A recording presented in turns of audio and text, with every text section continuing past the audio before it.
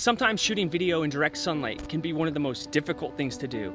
You can't control the brightness of the sun, but you can control the amount of light that hits your subject. Sometimes the easiest fix is just to crank your exposure settings all crazy, but that's not the best practice. It's always best to keep your camera in the best settings possible so you can achieve that optimal picture.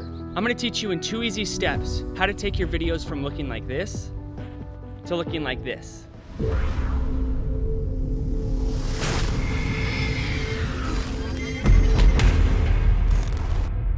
When you don't expose your camera properly, it could render your footage useless and be the difference between a beautiful shot and one that you can't even use. It's always best to change the lighting in the environment rather than the exposure settings in your camera, because cameras have optimal settings when they are exposed correctly. When you try to adjust your camera's exposure rather than controlling the light in the environment, you start to see artifacts in your footage, like the noise you can see here. However, when you are outside, you can't control the brightness of the sun. But there are mitigating tricks that you can implement to maintain the highest quality image without overexposing the highlights or getting those harsh shadows. I'm not going to go into the technical aspects of exposure, just the settings you need to use to optimize your videos in camera. This will be a good base, and then you can build out from there. The first step is always to get that base exposure in your camera. I always turn my camera to manual exposure because auto exposure doesn't really know what you want to expose for, and it doesn't always work. I start with what frames per second I want my video to be shot in, and then I change the shutter speed. Using the 180-degree shutter rule, I turn my shutter to 1/50th, as the 180-degree rule states that you need to double your shutter whatever your frame rate is. Since 1/48 is not an option, 1/50th will do. Now that I have my frames per second and shutter set, I turn to my aperture. And it all depends on what type of background I want. Most of the time I like a blurry background because it really brings that subject forward and makes them the point of focus. This can be done by taking the aperture down to its lowest settings. If I wanted a longer depth of field, then I would raise the aperture higher. Also note that you can only go as low on your aperture as your lens will allow. Some lenses have lower f-stops than others. Like with this Tamron 1728, I can get the f-stop down to 2.8, and that really makes a nice blurry background. As a side note, the closer you are to your subject, the blurrier the background will be. After I'm done with my frames per second, shutter, and aperture, I turn to the ISO.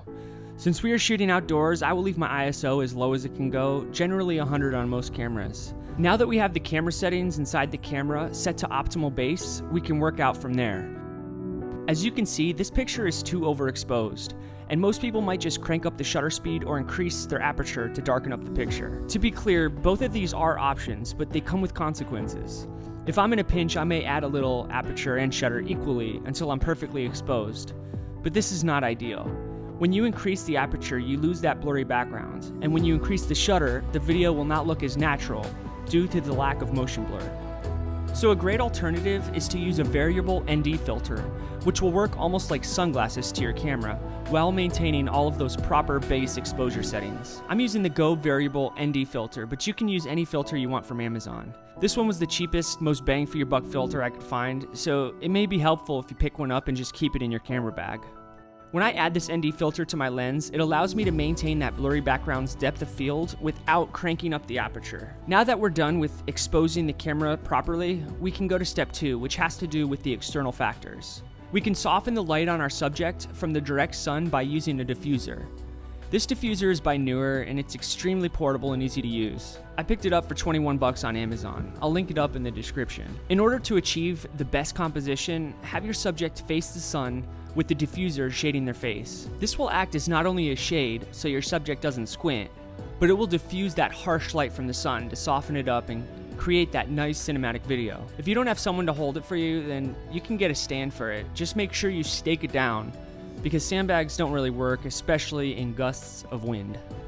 So I hope this video helped you on your journey of filmmaking. If you have any tips or tricks, please leave them in the comments below. Please be sure to subscribe to keep seeing videos like this one. I'm Joe with Potter Made, and let's grow as we go. Peace.